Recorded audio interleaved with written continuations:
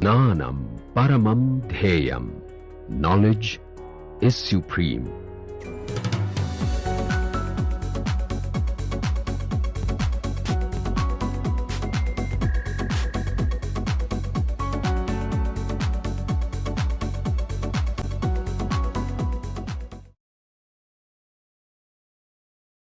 This, of course, is a continuation of what we have been discussing in the last few classes, time-dependent perturbation theoretical treatment of semi-classical treatment of interaction of radiation with matter.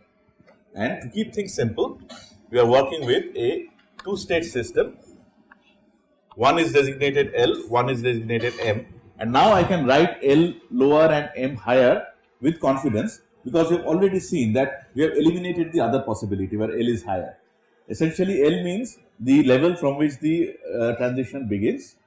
M is the destination level where the transition terminates. Okay. So, if L is below M in energy,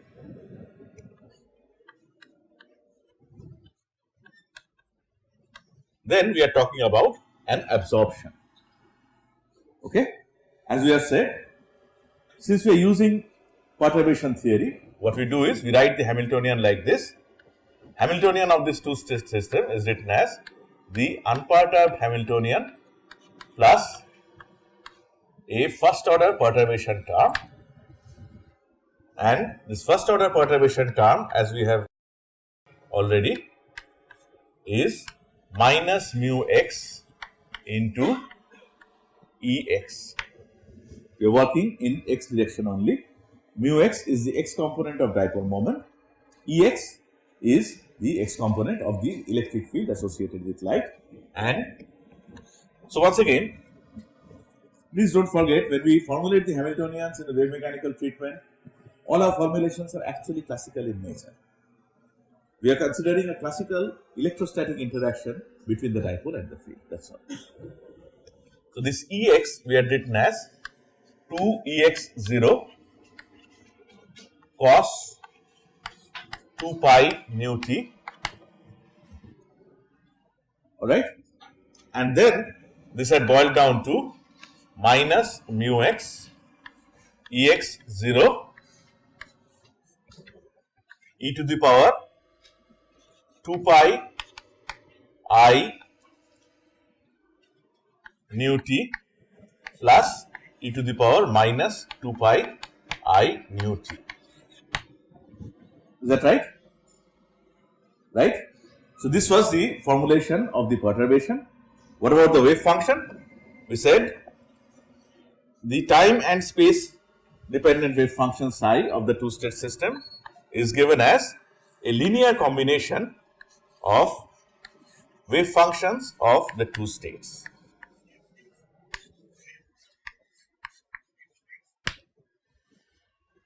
Okay? And it is very important to remember that this coefficient Cl and Cn are time dependent. At initial times, we said Cl tends to 1, Cm tends to 0. Of course, they are not exactly equal to 1, not exactly equal to 0 at any time after 0 time. Okay? 0 time is the time when we switch the perturbation on. And since the question was asked once, the perturbation remains on. It's not as if the perturbation goes off. If perturbation goes off, then you have what is called relaxation. That's a different ball game altogether. Okay. From here, I think so far we have reached here. Cm, I'll just write Cm for now. Actually, it is absolute value of Cm. Cm has turned out to be Ex0 multiplied by psi m mu x psi l integrated over all space. Now, this psi and this psi, what kind of wave functions are these?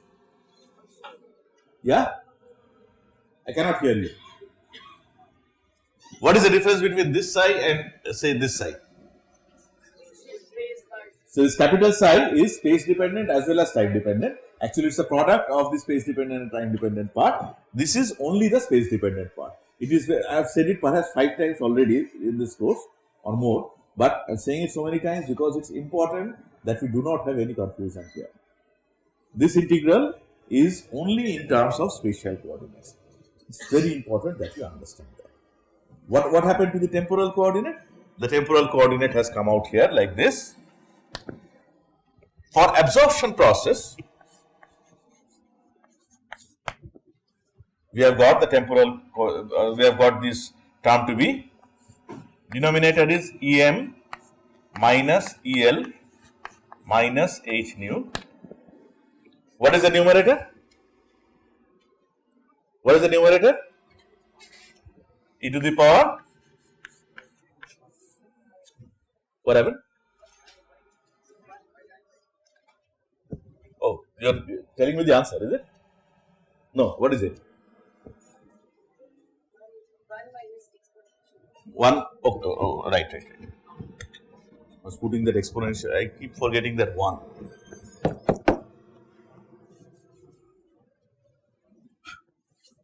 One minus exponential 2 pi I by H into Em minus El minus H nu into T. Is this expression complete or is there anything else? Yeah? Minus will neglect for now. Okay? Because in fact later on when we do an integration, the limits are between minus infinity to plus infinity. That will get reversed. So that minus sign will come from there. So for now we will just write the absolute value. Is it complete? I am not missing any H, 2 pi, anything, but those are things I always miss while writing an expression. This is complete? Okay. Now what we will do is, we will start from here. This is our starting point for today. And don't forget, we are only talking about an absorption process, this kind of a situation. Okay. So what I want to do now is, I want to find what is Cm star multiplied by Cm. Because as you know, mod square of the coefficient gives you the probability, right? Probability of that wave function in the combined wave function. If you have any doubt about that, in this Grey sheets that I am going to share today, it is worked out. You can have a look at that. Okay, well, I forgot this.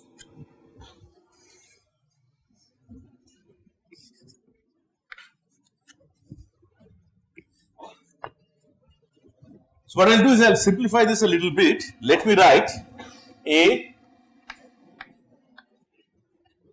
is equal to Em minus El minus H nu. I will simplify a little bit, multiplied by pi by H into T.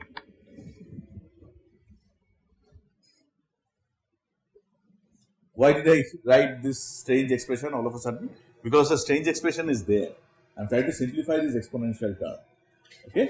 It is just that I have left the 2 outside and I have left the I outside. Except for that, you have see pi by H multiplied by Em minus El minus H nu divided by T. Yes? Okay? That's all. I am going to write it in terms of A, nothing else.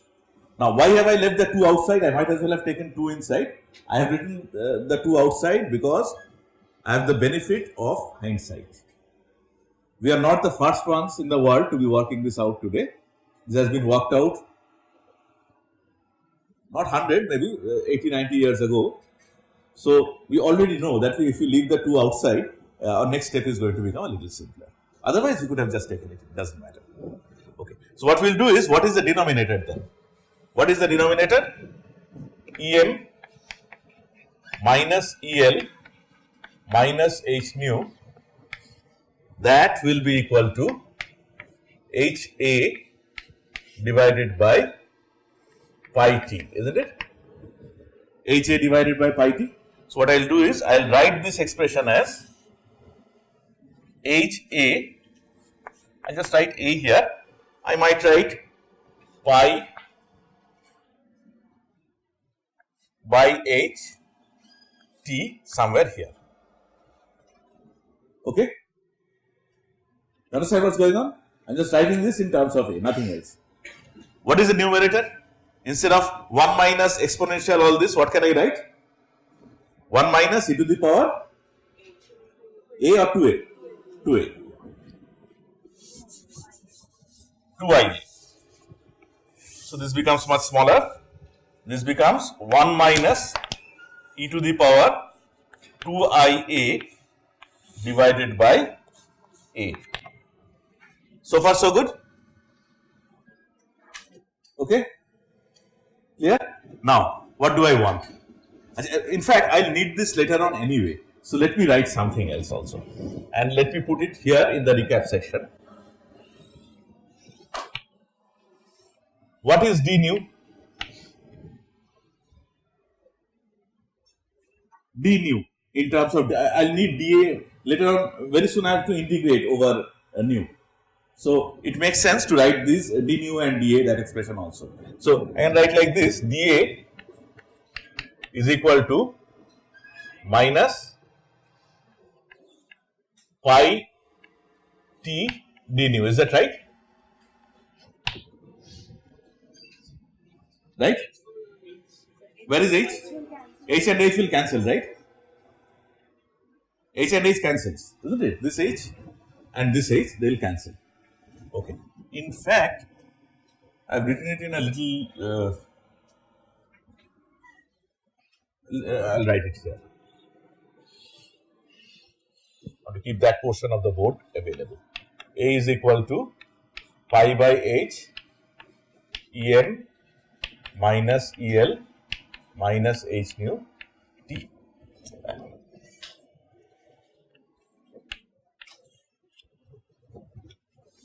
Okay, now we have a clean expression.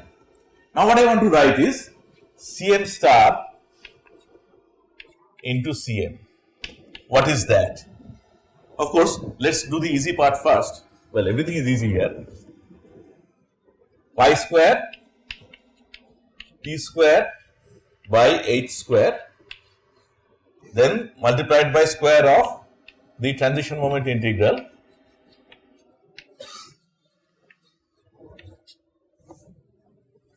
divided by a square. Don't forget, we have a complex number here, so we have to multiply it by its complex conjugate. So 1 minus e to the power 2ia multiplied by 1 minus e to the power minus 2ia. That turns out to be pi square t square h square. In fact, what we have written already has a load of information, but let us just complete it and we'll discuss once. Yeah, Manthan? What is that? Oh, t is not square, why? And where is ex? What are you saying? T or ex0? Ex0 square is what I missed, you're right. This already has some very important information, but let's wait a little bit. Let's just get done with that little bit of math and then we'll talk about it. Pi square t square by h square multiplied by ex0 whole square, square of transition moment integral multiplied by, well, divided by a square 1, then this into this is what? Minus e to the power 2ia multiplied by minus e to the power minus 2ia, that is plus 1, right? Right? Minus into minus is minus and then, sorry, minus into minus is plus, unless you are education minister in some Indian state, and then you have a plus 1 anyway. Okay, then minus e to the power, maybe I'll write it in bracket for our, so that we see it better, e to the power 2ia plus e to the power minus 2ia.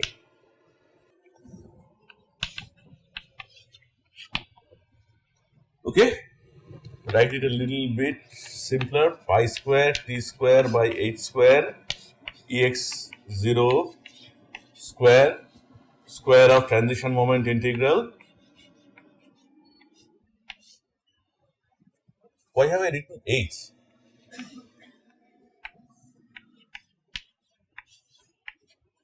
Plus 2 into 1 minus, what is this? E to the power 2ia plus e to the power minus 2ia.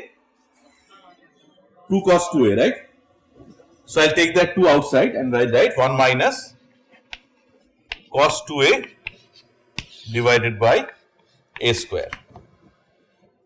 Everybody knows what 1 minus cos 2a is. What is it? What I always remember is cos square a minus sin square a. But then cos square a is 1 minus sin square a.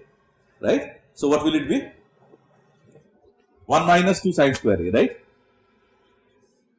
Right or wrong? Any doubt about that? So what I'll do is instead of minus cos 2a, I will write 1 minus 2 sin square a.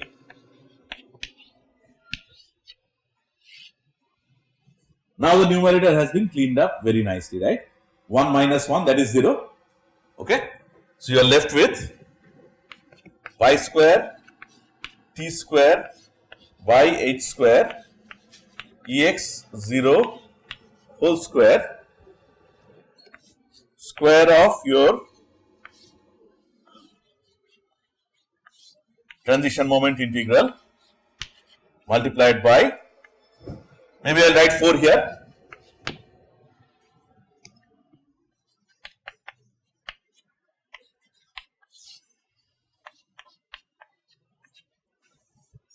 Is that right? Is that right? Is the expression correct? Is it okay? 4 pi square t square divided by h square into x 0 square multiplied by transition moment integral. Yeah, sin square a by sin square a divided by a square. Yeah, this is right. Now, what is this? This is probability of transition. Okay? Yes? It's probability density function. Why do you say it's probability density function? Psi and psi is when we integrated it. Hold on, I'm coming to the integration. Now let us discuss this expression in a little more detail. What do we see here? First of all, we see that probability of transition is proportional to square of transition moment integral. We have been saying all along that if transition moment integral is equal to 0, then the probability is, then the transition is not allowed. Now, we have a little more quantitative way of saying the same thing. We can say that probability of transition is actually equal to square of transition moment integral. Alright? Now, if I go back to those classes on experiments that we had initially, we are talking about absorption, right? For absorption, what is the experimental parameter of probability of transition?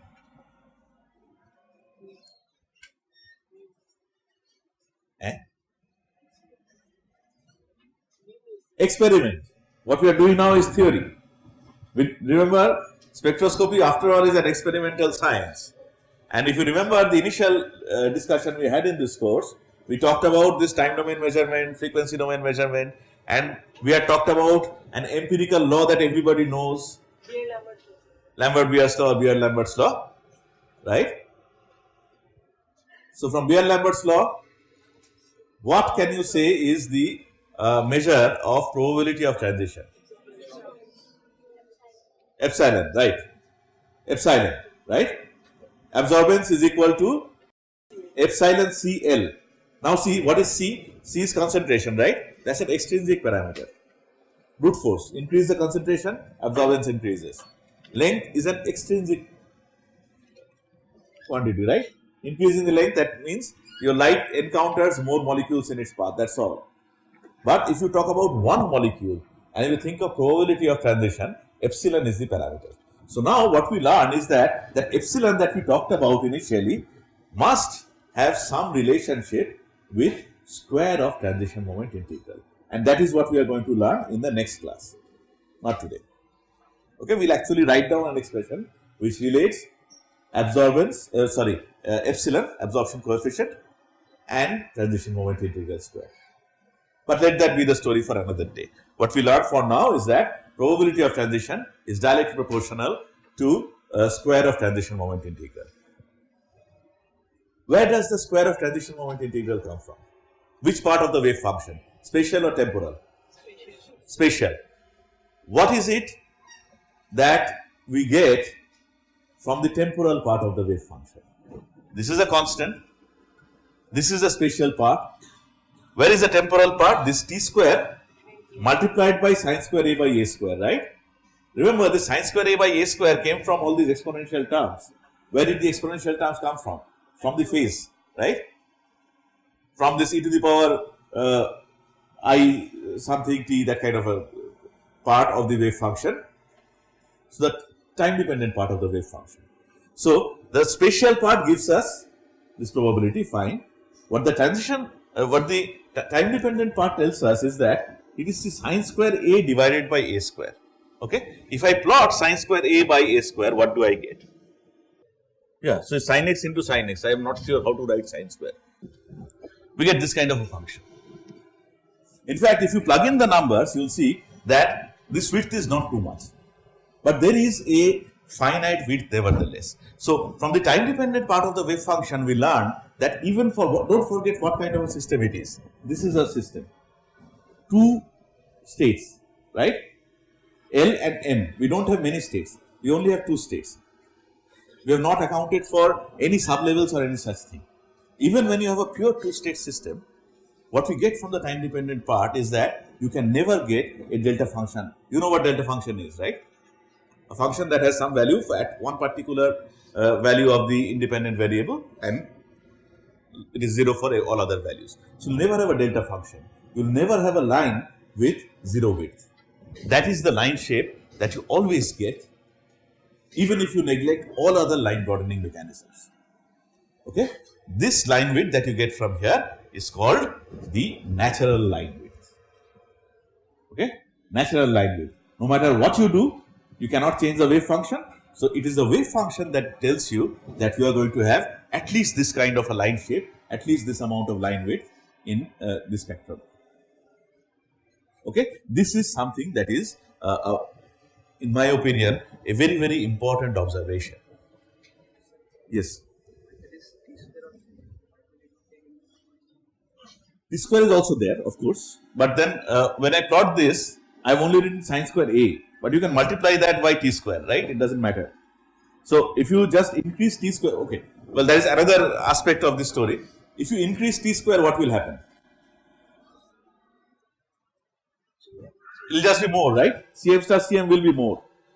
The whole function gets multiplied by what amount of time it is. So, there is a third important thing that we learn from here. If you keep the perturbation longer, you get a greater mixing of states. You get a greater amount of transition, right?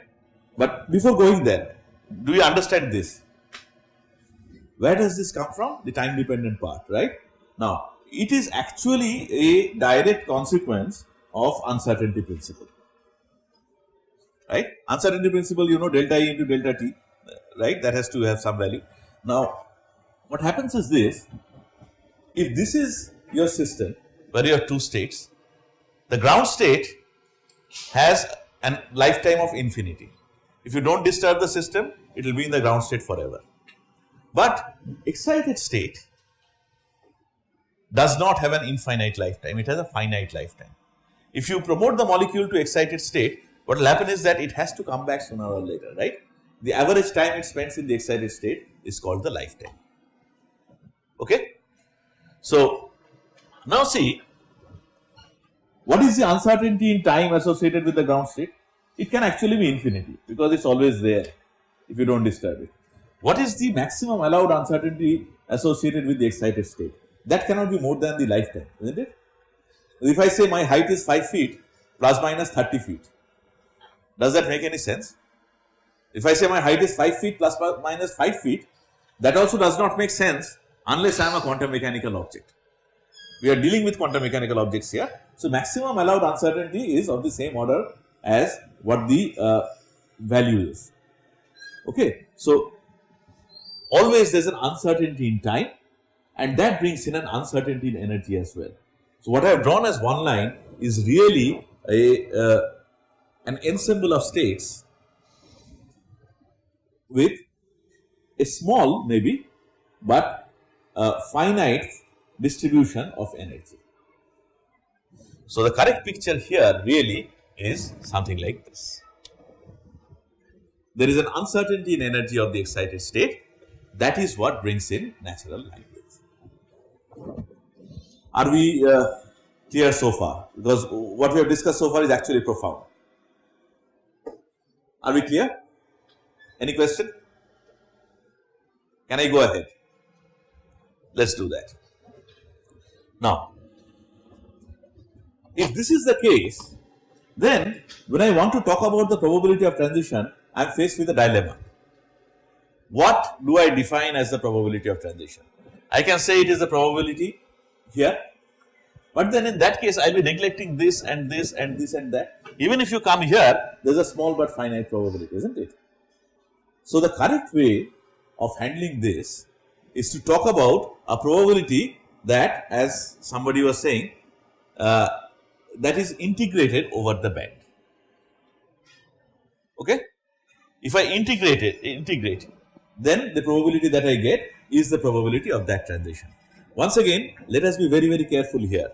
The reason why I want to be careful is that you have done experiments in electronic spectroscopy and you are associated with broad bands, right? When you do an UV-Vis measurement, don't you get a broad band? We are not talking about that kind of a broad band.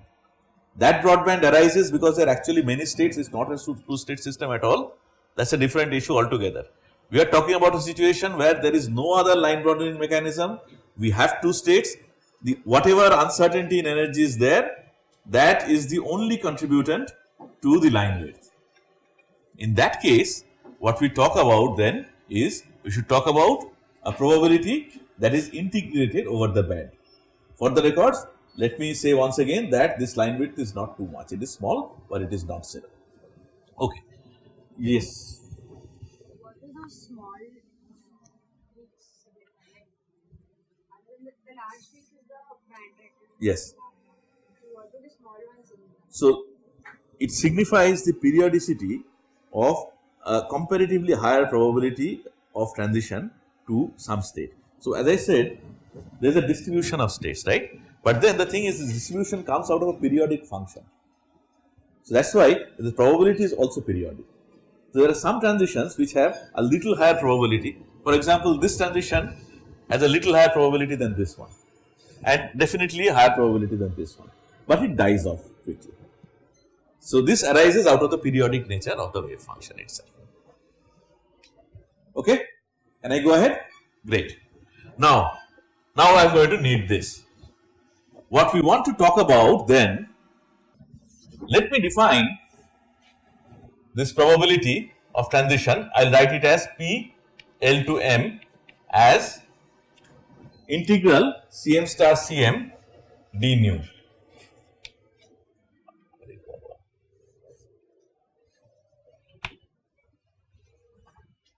That is the probability integrated over the band.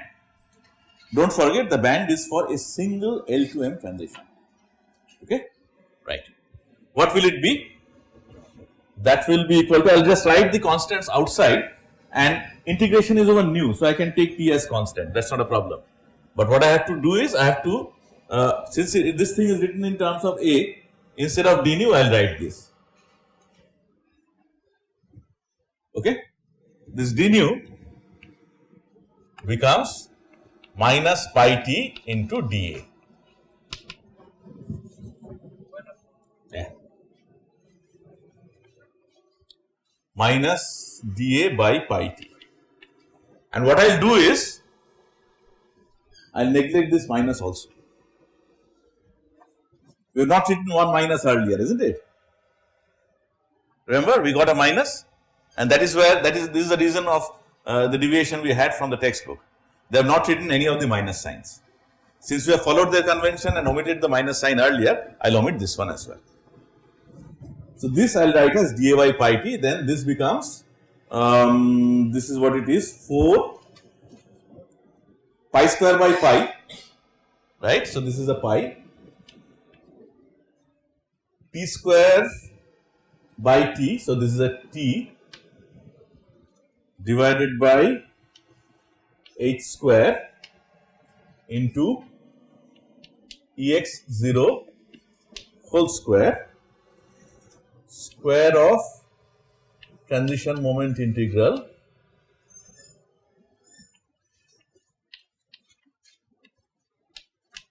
have I written everything? Integral sine square a divided by a square dA. What are the limits of the integral? Well, minus infinity to plus infinity. Okay, minus infinity to plus infinity, considering there is no other transition. Okay, that doesn't matter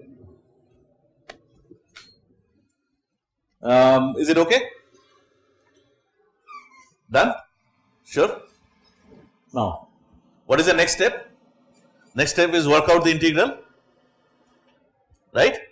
What we will do is we will use a standard integral. This minus infinity to plus infinity integral. We will look up a table and the table will tell us that this value is actually pi. Okay, minus infinity to infinity is a standard integral, right? Sine square by a square, that turns out to be pi. So then what does it become? That is a pi. So this becomes 4 pi square t divided by h square multiplied by ex0 square. Maybe I will write this t here at the end. Multiplied by square of the transition moment integral. Yes. Yeah. Yes. That's right. But now we will deviate from that. We have considered it at a time t, at particular time t after perturbation. So we don't have to integrate over it. Now the thing is this is the penultimate step of where we are trying to get.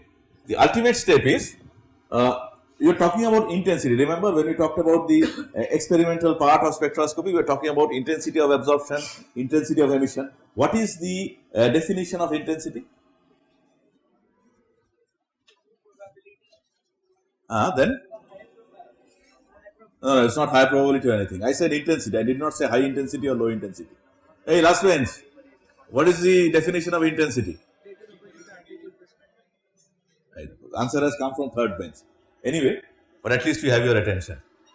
You are right. Per unit time. Okay. It's basically rate. It's a rate, right? So what we'll do is we'll convert this to per unit time as well, and we write it as dp L to m dt is equal to 4 pi square divided by h square ex0 whole square in transition moment integral square that's it. This is your expression for rate of transition. Okay, will you agree with me that this rate of transition is the one that is directly correlated with intensity of absorption, intensity of light absorbed, right? Rate of transition, right? So that per second is already there. Okay, now let us write it in terms of something else. We are going to make two substitutions in this expression. First is, so far we have been working with mu x. Okay, now it is time that we write it in terms of mu. So for an isotropic radiation, what happens is that you can just write mu x as mu divided by 3. Okay, so I can write that as mu by 3. That will take us a little closer to the expression that we are trying to get, and this is the general expression for transition moment integral, don't forget. And we will do another thing. Generally, when you talk about light, of course, this is something that you have, unless you have taken a course in optics, this is one part where you will have to just believe me what I am going to say right now. What you generally want to work with when you talk about light is not Ex0, but this. Rho of nu. Have you encountered rho of nu somewhere? Yeah? Never? Rho of nu is energy density. Yes, black body radiation.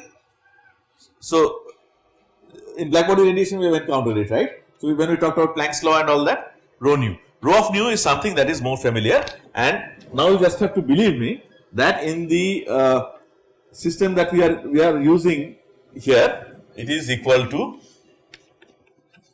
Ex0 square divided by 2 pi. Okay. Of course, in the exam, I have to give it to you. I cannot just expect you to remember this. Okay. Let us substitute that also. I'll write rho of nu here and I'll divide it by 2 pi. So, this becomes a 2, this becomes a pi. 2 pi divided by 3h square, is this right? I'm going wrong somewhere.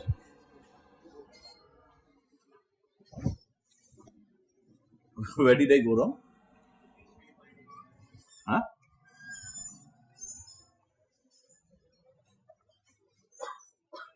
Huh? So what should I write in place of Ex0 square? I should write 2 pi, right? So actually 2 pi goes here.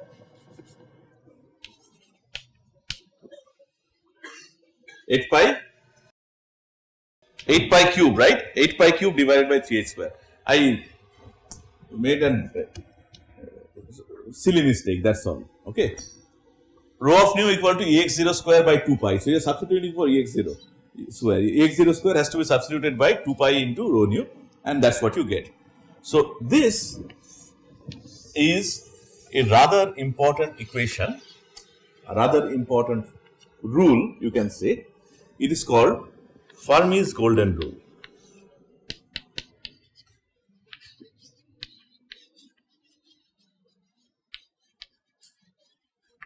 And as I think I have told you earlier, Fermi's golden rule was not derived by Fermi.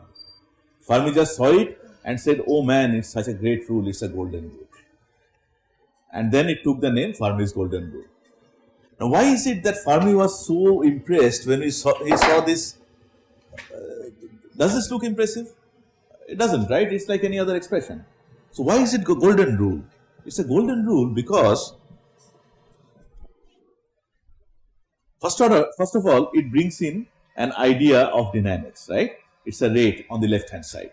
Secondly, if you look at the right hand side, you have a constant multiplied by an intrinsic quantity, right? Probability, right? Intrinsic quantity here multiplied by an extrinsic quantity, energy density of light.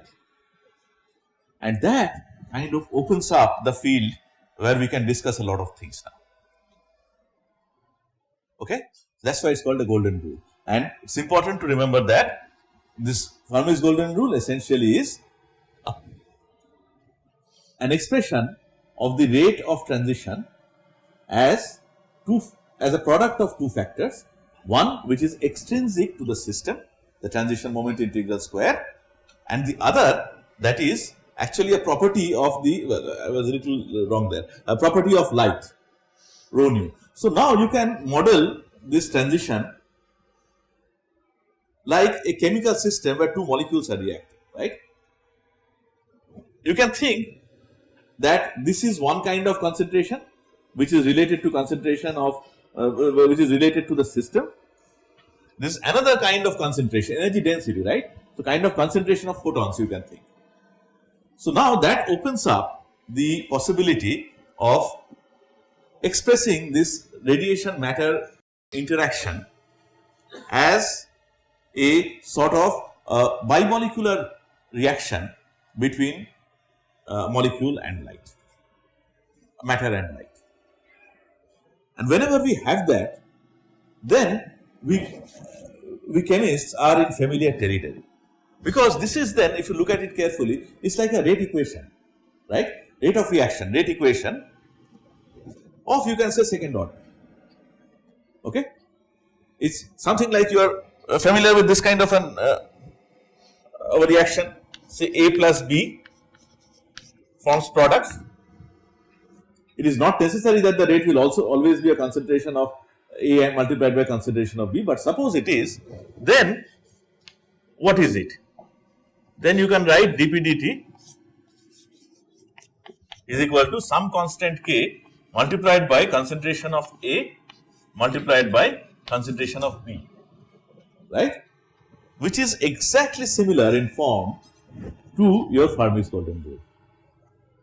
So, Fermi's golden rule now lets us move towards a territory where you can do some very easy kinetic treatment and get some idea about the transition.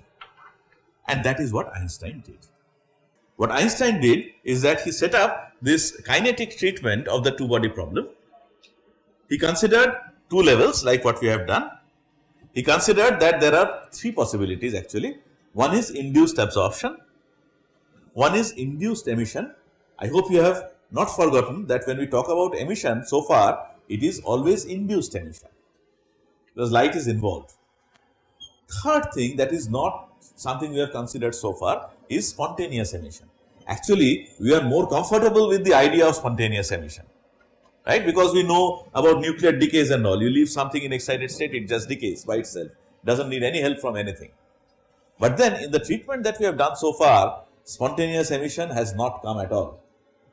So, what Einstein did was that he kind of used this as one of the terms and he set up a rate equation involving two states. First term was for absorption, population of the excited state by absorption.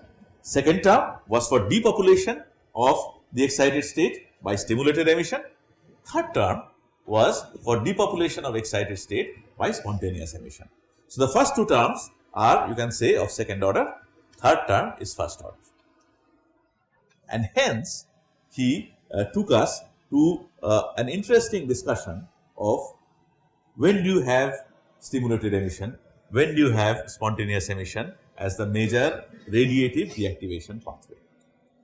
And that eventually takes us to a very useful discussion of lasers and laser spectroscopy. So, tomorrow we are going to at least begin with Einstein's kinetic treatment and then let us see where we go.